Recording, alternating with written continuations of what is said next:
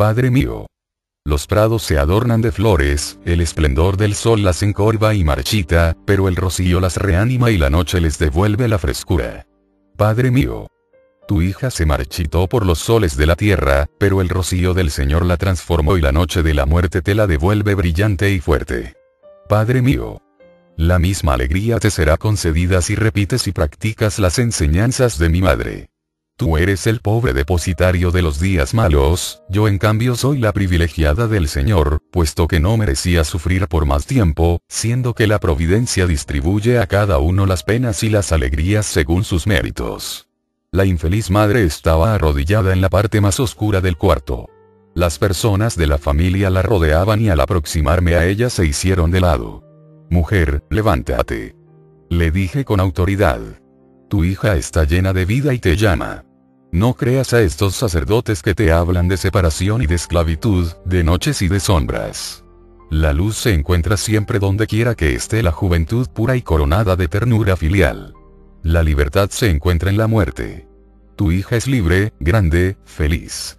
Ella te seguirá de cerca en la vida para darte la fe y la esperanza. Dirá a tu corazón las palabras más apropiadas para darle calor, dará a conocer a tu alma la reunión y el dulce abrazo de las almas. Te hará conocer el verdadero Dios y caminarás guiado por la luz de la inmortalidad. Hombres que me escucháis, vosotros todos que deseáis la muerte en medio de la adversidad y que olvidáis en medio de los placeres de los favores terrestres, aproximaos a este cadáver, el espíritu que lo anima doblará su cabeza sobre las vuestras y el consuelo, la fuerza y la esperanza descenderán hacia vosotros. Padre y madre, poned de manifiesto la felicidad de vuestra hija, elevando preces al Dios de Jesús. Dios, Padre mío querido, manda a este padre y a esta madre la prueba de tu poder y de tu amor. Todas las miradas estaban fijas sobre la muerta, y la pobre madre se había adelantado como para recibir una contestación de esos labios ya para siempre cerrados. El último rayo de sol que declinaba, se reflejaba sobre el lecho fúnebre y las carnes descoloridas tomaban una apariencia de vida bajo ese rayo pasajero. El rubio cabello ensortijado formaba un marco alrededor de la cara de la niña y el calor de la atmósfera hacía parecer brillante y agitada esa cabellera enrulada y húmeda delante de la muerta. La penosa emoción de los presentes se había convertido en éxtasis. Ellos pedían la vida real a la muerte aparente y la grandeza del espectáculo calentaba sus imaginaciones desde ya tan febriles. Mis palabras se convirtieron en conductores de electricidad y el gentío que llenaba el aposento cayó de rodillas gritando, ¡milagro! Habían visto a la muerta abrir los ojos y sonreírle a la madre. Le habían visto agitarse los cabellos bajo el movimiento de la cabeza y la razón, sucumbiendo en su lucha con la pasión de lo maravilloso. Esto agrandó mi personalidad en un momento, con intensas manifestaciones de admiración. El milagro de la resurrección momentánea de la joven quedó establecido con la espontaneidad del entusiasmo, y el profeta, llevado en triunfo, creyó obedecer a Dios no desmintiendo la fuente de sus próximos sucesos. Pude desde ese día hablar con tanta autoridad, que los sacerdotes se resintieron al fin y tuve que decidirme a partir. Empecemos a ocuparnos, hermanos míos, de la preparación de la primera entrevista con Juan apodado el Solitario por sus contemporáneos y que los hombres de la posteridad convirtieron en un bautizador. La apariencia de Juan era realmente la de un bautizador, puesto que también me bautizó a mí en las aguas del Jordán, según dicen los historiadores. Tengo que aclarar algunos hechos que han permanecido oscuros por el error de los primeros corruptores de la verdad. Juan, era hijo de Ana, hija de Zacarías y de Fásega, hombre de la ciudad de Jaffa. Él era el gran espíritu, el piadoso solitario, que era distinguido por el general afecto, y los hombres tuvieron razón en hacer de él un santo, porque esta palabra resume para ellos toda la perfección. Predicaba el bautismo de la penitencia y la ablución de las almas en las aguas espirituales. Había llegado al ápice de la ciencia divina y sufría por la inferioridad de los hombres que lo rodeaban. No tenía nada de fanático y la severidad para consigo mismo lo pone a salvo de los reproches que podrían hacérsele por la severidad de sus discursos. La fe ardiente que lo devoraba, comunicaba a todas sus imágenes la apariencia de la realidad y permanecía aislado de los placeres del siglo, cuyas vergüenzas analizaba con pasión. La superabundancia de la expresión, la hábil elección de las comparaciones, la fuerza de sus argumentos, colocaban a Juan a la cabeza de los oradores de entonces. Mas la desgraciada humanidad que lo rodeaba, lo llevaba a excesos de lenguaje, a terribles maldiciones, y fanatizaba cada vez más al hombre fuerte que comprendía la perfección del sacrificio. Hombres del día, vosotros estáis deseosos de los honores de las masas, Juan lo estaba de los honores divinos. Vosotros ambicionáis las demostraciones efervescentes. Oh, hombres afortunados y encargados por Dios para honrar las cualidades del espíritu y la virtud del corazón, él ambicionaba solamente las demostraciones espirituales y el amor divino. Vosotros hacéis poco caso de la moralidad de los actos cuando la suntuosidad externa responde de vosotros ante los hombres. Él despreciaba la opinión humana y no deseaba sino la aprobación divina. Juan habitaba durante una parte del año en los sitios más agrestes y los pocos discípulos que lo acompañaban proveían sus necesidades. Frutas, raíces y leche componían el alimento de estos hombres y ropas de lana grosera los defendían de la humedad y de los rayos solares. Juan se dedicaba en la soledad a trabajos encomiables y los que lo seguían eran honrados con sus admirables conversaciones.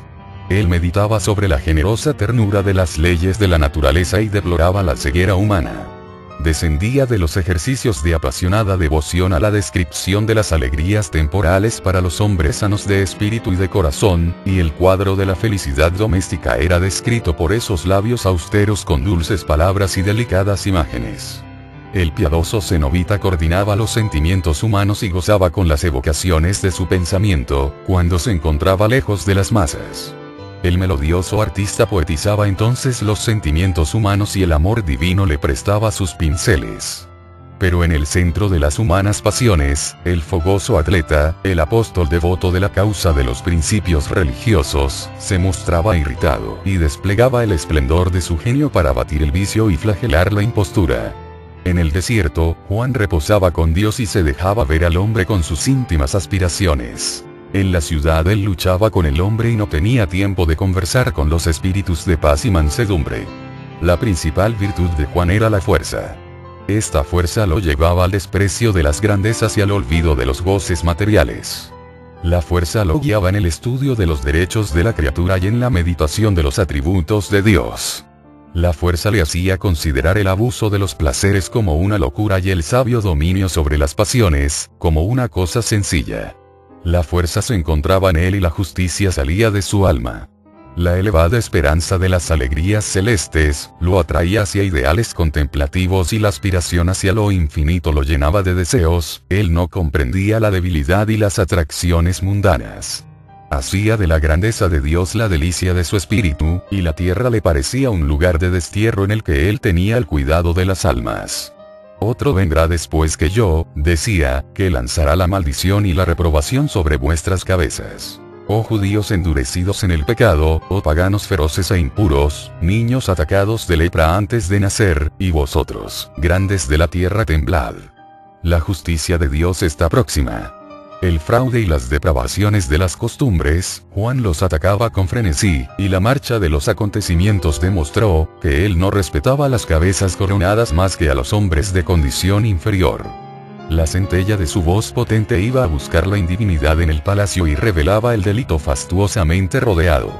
Las plagas de la ignorancia, las orgías de la pobreza lo encontraban con una compasión agria, que se manifestaba con la abundancia de la palabra y con la dureza de la expresión.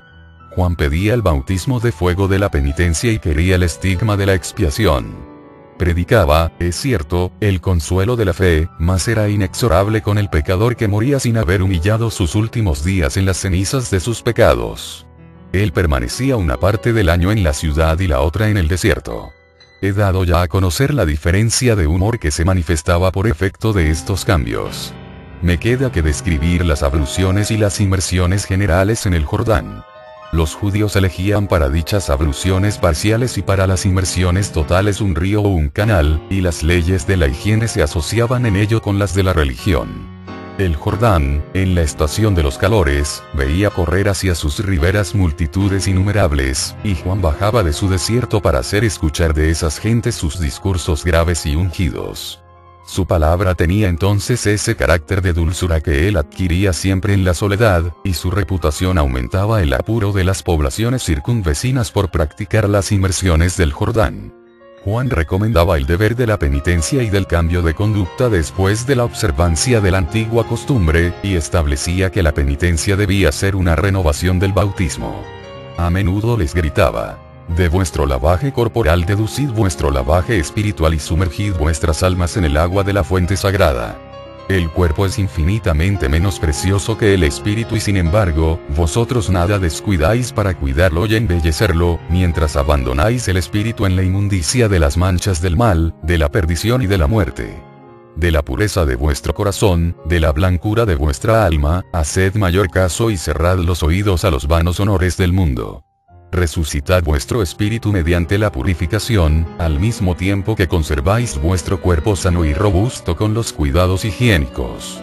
Juan hablará él mismo en el 4º capítulo de este libro y describirá nuestra primera entrevista, que tuvo lugar en Betábara.